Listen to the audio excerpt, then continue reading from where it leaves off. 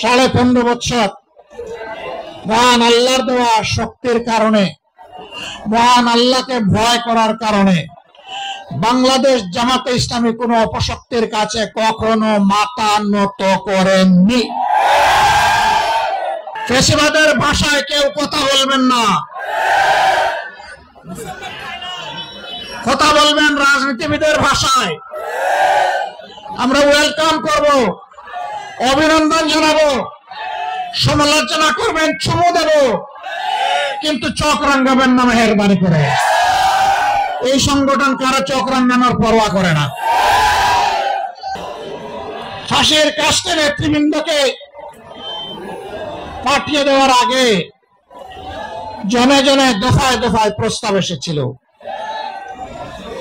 বাংলাদেশের জনগণ জানে জীবিত অবস্থায় আল্লাহর সেই নেক বান্দারা, বাংলাদেশের বীর সন্তানেরা, তারা ওই সমস্ত প্রস্তাবগুলোকে পায়ের তলে ফেলে দিয়েছিলেন। জনাব এটিএম আজহারুল ইসলামের মুক্তির দাবিতে আয়োজিত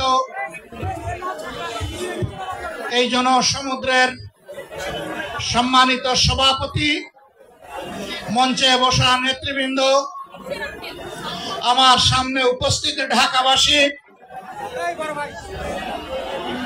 নেট দুনিয়ার সুবাদে সংযুক্ত প্রিয় দেশবাসী, আমি মহান আল্লাহ রাব্বুল আলামিনের শুকরিয়া আদায় করার পাশাপাশি অত্যন্ত বেদনা ভারাক্রান্ত মন নিয়ে আজ আপনাদের সামনে হাজির হয়েছি। আপনারা সাক্ষী, 2009 সাল থেকে শুরু করে 2024 সালের 5ই আগস্ট পর্যন্ত বাংলাদেশ আওয়ামী ফ্যাসিবাদের কবলে ছিল। ফ্যাসিবাদ প্রতিপক্ষ সংগঠন হিসাবে তার প্রথম হিংস্র থাবাটি বিস্তার করেছিল বাংলাদেশ জামাতে ইসলামের উপর। সকল শীর্ষ নেতৃবৃন্দকে এক এক করে তারা বন্দী করেছিল। প্রথম দফা বন্দী হওয়ার পর প্রিয় সংগঠন এটিএম আজহারুল ইসলামের উপর সেই সময়ের গুরু দায়িত্ব তুলে দিয়েছিল। ভারপ্রাপ্ত সেক্রেটারি জেনারেল হিসাবে সংগঠনকে তিনি নেতৃত্ব দিচ্ছিলেন। পথের কাঁটা সরানোর জন্য বাকিদের ধারাবাহিকতায় ষড়যন্ত্র অব্যাহত রেখে তাকেও গ্রেফতার করা হলো। এক এক করে 13টি বৎসর অতিবাহিত হয়েছে। কারাগারের অন্ধকার প্রকোষ্ঠে তিনি আছেন। এখনো তিনি মুক্ত হননি। বাংলাদেশ ফ্যাসিবাদ থেকে মুক্ত হলো। আমাদের প্রশ্ন, ফ্যাসিবাদের সবচেয়ে কঠিন সাক্ষী আজহারুল ইসলাম সাহেব মুক্ত হলেন না কেন? কোন জিনিস তাকে এখনো আটকে রাখতে বাধ্য করেছে? কেন এই বৈষম্য? আমরা তো নিজের থেকে অন্যান্য নেতৃবৃন্দের মুক্তির দাবি জানিয়েছিলাম, এই উদারতা আমরা দেখিয়েছিলাম, উদারতা আমরা দেখিয়েও যাব। কিন্তু আজহারুল ইসলাম সাহেব কবে মুক্তি হবেন সুস্পষ্ট ভাবে জানতে চাই সরকারের কাছে। আমরা তো চাইনি, কল্পনাও করিনি এইভাবে আমাদেরকে রাস্তায় নামতে হবে প্রিয় আজহার ভাইয়ের মুক্তির দাবিতে। আমরা বাধ্য হয়েছি। আমরা স্পষ্ট বার্তা দিতে চাই, তার মুক্তি না হওয়া পর্যন্ত এই সমাবেশ প্রথম নয়, শেষ নয়, সমাবেশ, বিক্ষোভ, আন্দোলন অব্যাহত থাকবে।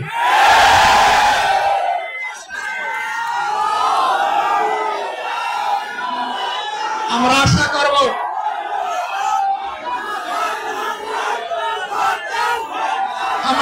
করব সরকার শুভবুদ্ধির পরিচয় দেবেন। এক এক করে বাকি মজলুমদেরকে যেভাবে মুক্তি দিয়েছেন, সর্বশেষ মজলুমটাকেও দেশবাসীর বুকে মুক্তি দিয়ে ফিরিয়ে দিন। তার জীবনের যে 13টি বছর হারিয়ে গেল, এগুলা কেউ ফিরিয়ে দিতে পারবেন না। আর 13টি মিনিট তিনি জেলের ভিতরে থাকুন, আমরা তা চাই না। 15.5 বছর মহান আল্লাহর দেওয়া শক্তির কারণে, মহান আল্লাহকে ভয় করার কারণে বাংলাদেশ জামাতে ইসলামী কোন অপশক্তির কাছে কখনো মাথা নত করেননি। জীবন দিয়েছে, আপোষ করেনি। বহু আপোষের প্রস্তাব আমাদের কাছে এসেছিল। ফাঁসির কাস্টে নেতৃবৃন্দকে পাঠিয়ে দেওয়ার আগে জনে জনে দফায় দফায় প্রস্তাব এসেছিল। বাংলাদেশের জনগণ জানে, জীবিত অবস্থায় আল্লাহর সেই নেক বান্দারা, বাংলাদেশের বীর সন্তানেরা, তারা ওই সমস্ত প্রস্তাবগুলোকে পায়ের তলে ফেলে দিয়েছিলেন। আমরা তাদের উত্তরসূরি। সুতরাং মেহেরবানি করে আমাদের আর ধৈর্যের পরীক্ষা দিবেন না, তাকে মুক্তি দিন। কেন আমাদের নিবন্ধন আটকে রেখেছেন? নিবন্ধন তো জালিম সরকার কেড়ে নিয়েছিল। সেই জুলুম আপনারাও কি আমাদের উপরে করবেন? এই জন্য কি হাজার জনতা জীবন দিয়েছে, হাজার হাজার মানুষ পঙ্গুত্ব বরণ করেছে, আবারও সেই বৈষম্য দেখার জন্য। আমরা বাংলাদেশের মাটিতে আর কোন বৈষম্যকে বরদাস্ত করব না। সকল বৈষম্যের কবর রচনা না হওয়া পর্যন্ত আমাদের আন্দোলন অব্যাহত থাকবে ইনশাআল্লাহ। আমি প্রিয় সহকর্মীদের কাছে জানতে চাই, 15.5 বছর জীবন দিতে যেমন ভয় করেন নাই, গুলির সামনে বুক পেতে দিতে ভয় করেন নাই, সর্বশেষ জুলাই আন্দোলনে শরীক হয়ে যেমন করে দেশপ্রেমের দায়িত্ব এবং দেশপ্রেমের প্রমাণ পেশ করেছেন, একটি মানবিক বাংলাদেশ, বৈষম্যহীন বাংলাদেশ গড়ে তোলা পর্যন্ত আপনারা কি একই লড়াই করার জন্য প্রস্তুত আছেন?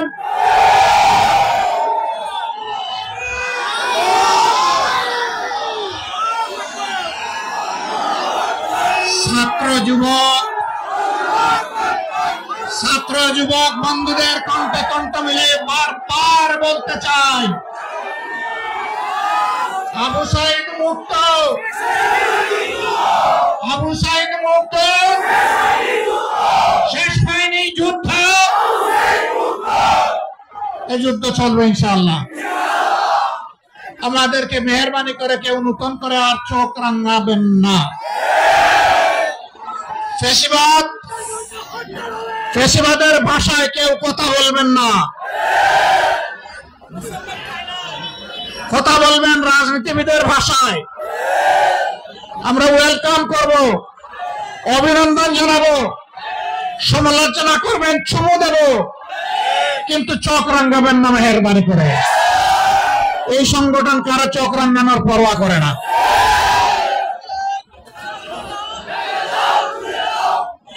আমার সম্মানিত ভাইয়েরা, দেশের বিরুদ্ধে, জাতির বিরুদ্ধে অতীতে ষড়যন্ত্র ছিল। ফ্যাসিবাদের পতনের পরেও ষড়যন্ত্র অব্যাহত আছে।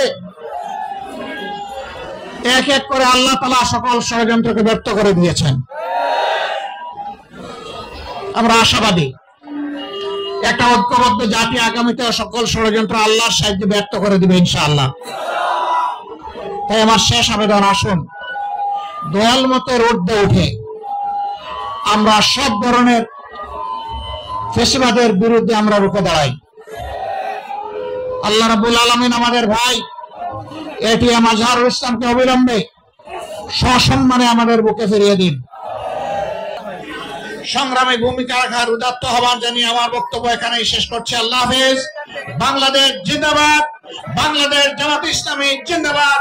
আজহার ভাইয়ের মুক্তি চাই, দিতে হবে। আসসালামু আলাইকুম ওয়া রাহমাতুল্লাহ।